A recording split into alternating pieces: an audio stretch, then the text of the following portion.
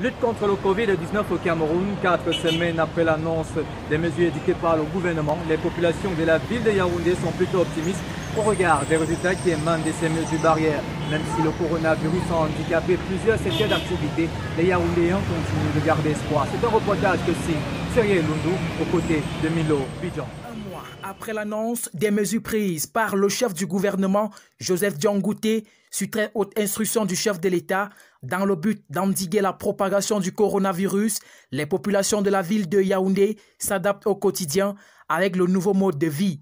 Ces derniers estiment que ces mesures ont permis de freiner une explosion de cas de Covid-19 au Cameroun. Les mesures sont quand même bien que mal suivies, mais je crois qu'elles contribuent à diminuer la propagation.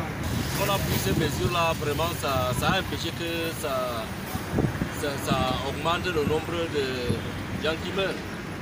S'il est vrai que le taux de mortalité du Covid-19 demeure très faible dans notre pays, lorsqu'on le compare au nombre total de patients testés positifs et à la situation qui prévaut dans d'autres pays, il n'en demeure pas moins que la crise sanitaire mondiale actuelle a enrhumé plusieurs secteurs d'activité au Cameroun, 30 jours après l'annonce des mesures de riposte. Ça nous a vraiment touchés. Parce qu'on a plus les clients comme avant. Il y a forcément quelque chose qui ne va pas, des enfants qui ne vont pas à l'école, le transport et tout ça. Donc il y a forcément un manque à gagner au niveau économique. Et c'est le prix à payer. Alors que l'État camerounais vient d'annoncer la reconduction pour une durée de 15 jours supplémentaires des 13 mesures de restriction publiées le 17 mars 2020 dans le cadre de lutte contre l'expansion du Covid-19 au Cameroun, auxquelles s'ajoutent les mesures supplémentaires communiquées le 9 avril dernier, certains Yaoundéens continuent d'attendre des mesures d'accompagnement annoncées par le gouvernement. De mesures d'accompagnement, il n'y a pas. Alors, et c'est ça qui est mauvais. Parce que dans beaucoup de familles, on ne mange pas. Ouais. Près de 1000 cas testés positifs à ce jour, une centaine de guéris et 22 décès. Le Cameroun continue de s'armer afin de tordre le cou à l'ennemi invisible, le Covid-19. Merci Milo Bidjan. On sait que lorsque vous êtes sur le terrain, vous arborez toujours votre masque. D'ailleurs, on ne le répétera jamais assez, quel que soit le contexte, respectez les mesures d'hygiène, mais aussi également les mesures telles que prescrites par le gouvernement.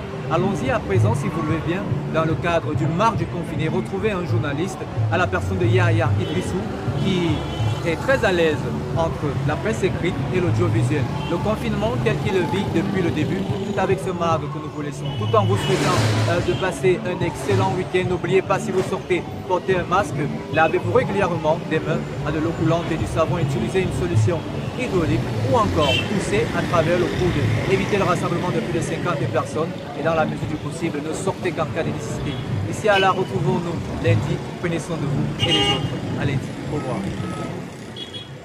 Bon, ok, bonsoir à tous. Mon nom c'est Traïsou Yahya, journaliste pour les médias en ligne au Cameroun.info, Culture Eben, Albarka Culture et aussi pour la chaîne de télévision MyTV Channel. Alors, relativement à cette maladie qui sévit au Cameroun et sur l'ensemble du système des relations internationales, il faut le dire, on a eu donc à réorganiser le travail avec les autres confrères, donc les autres médias en ligne. On travaille plus en ligne, on reste confiné même aussi au niveau de la chaîne de télévision. Donc il y a eu aussi un réaménagement des programmes et maintenant sous l'aspect religieux, le musulman est celui-là qui consent à la rationalité. Retrouvez King Pierre Junior, Mr. Worldwide, de lundi à vendredi 16h-17h30 sur vos tablettes, smartphones.